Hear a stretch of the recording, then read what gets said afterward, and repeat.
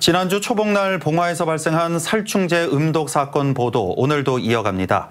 경찰이 경로당을 중심으로 CCTV를 광범위하게 확인한 결과 사건 해결의 실마리를 찾은 것으로 알려졌습니다. 피해 할머니 5명 가운데 3명의 건강 상태가 호전되면서 당시 경로당 상황에 대한 구체적인 진술도 곧 확보될 걸로 보입니다. 이도훈 기자입니다. 경찰 수사가 진행되면서 피해 할머니들이 살충제를 음독하게 된 장소가 점심을 함께한 식당보다는 경로당 쪽에 무게가 실리기 시작했습니다. 하지만 경로당 내부를 물론 경로당 밖을 비추는 카메라가 없는 사실이 확인되면서 수사가 난항에 빠지는 듯 했습니다.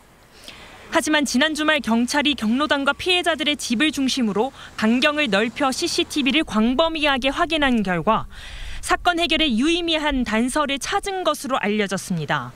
경로당과 피해자들의 집이 봉화읍 내에서도 비교적 번화한 지역과 가깝다 보니 상당한 분량의 CCTV를 경찰이 확보한 겁니다.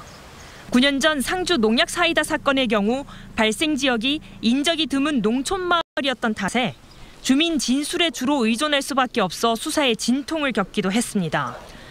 이런 가운데 음독 피해자 5명 중 3명의 의식이 빠르게 회복하면서 가족들과 진술조사 일정을 협의하는 등 경찰 수사가 속도를 내는 분위기입니다.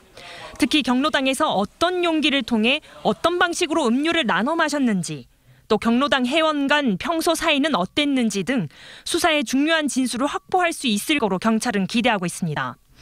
한편 경찰은 경로당 안팎에서 상당량의 물건들을 수거해 국과수에 감정을 의뢰했고 그 결과가 속속 나오고 있다며 사건에 대한 섣부른 예단을 경계했습니다. MBC 뉴스 이도훈입니다.